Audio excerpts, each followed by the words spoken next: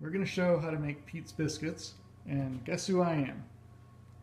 These are our ingredients. We put them all out because I like to whip them together quickly and not waste any time. If you know me, the only way I'm in the kitchen is if I want to make something that I like a lot and it's pretty darn fast. So I'll show you how it's done. So we take 2 cups all-purpose flour, although honestly just about any flour you had handy would work. You dump them in your bowl, and we've got our flour. You take 1 teaspoon of salt, and you throw that in. And you take 1 tablespoon of baking powder. And I'm doing this quickly because, of course, the recipe's on the website. Those are your dry ingredients, so you grab any utensil you can find and stir it up. I have to put in our shortening, which is half a stick of butter. This is probably the most time-consuming part because I have to kind of sliver it, which means basically slice it into itty-bitty pieces. So I unwrap the waxed paper.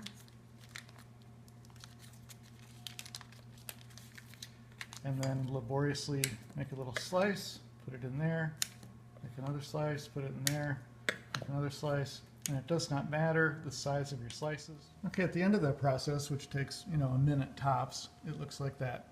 And now we do the process known as cutting in the shortening, which is basically the butter or the fat or whatever you like to call it.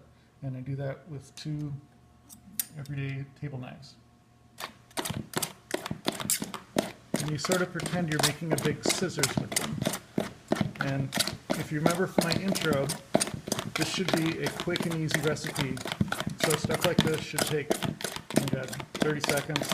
So it looks about like this. You can kind of see hunks of butter here and there, but it should be pretty well cut in. And now I'm just ready to add my liquid ingredients, which is about 3/4 of a cup of milk, which I happen to have right here. And I add it in stages, so I do about 2/3 of it, and then I'm going to stir it up. So I sort of stir around the edges to let the liquid fall down. And that seems to absorb most of that. So I'm going to pour in maybe half of the remainder, and do the same.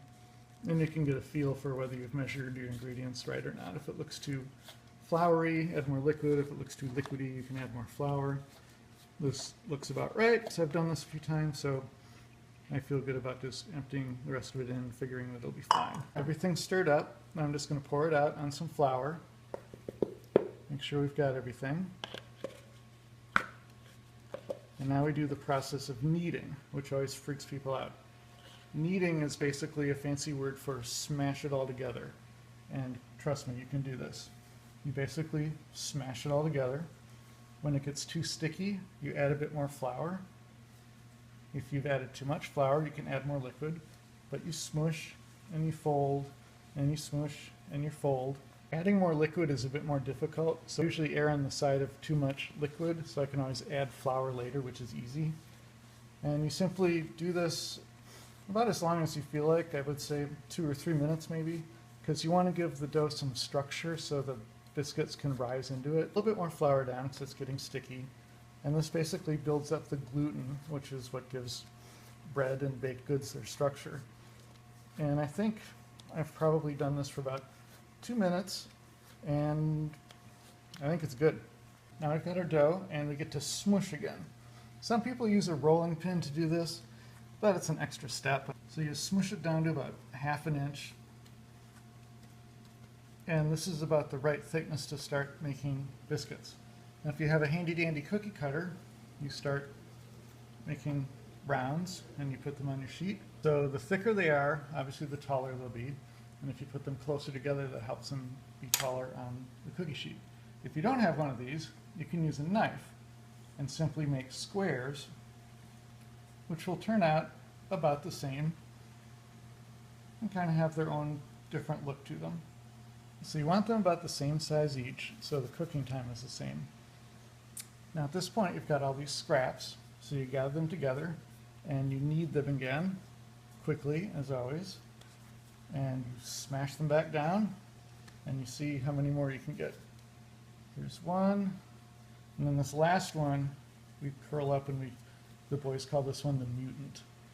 So there's always going to be an odd one, but it's just as tasty. Obviously these are by no means uniform, but since they change so much in the oven, it really doesn't matter. And it's kind of a rustic thing anyway. Just you throw them in the fridge and pull them out whenever you're ready to bake them.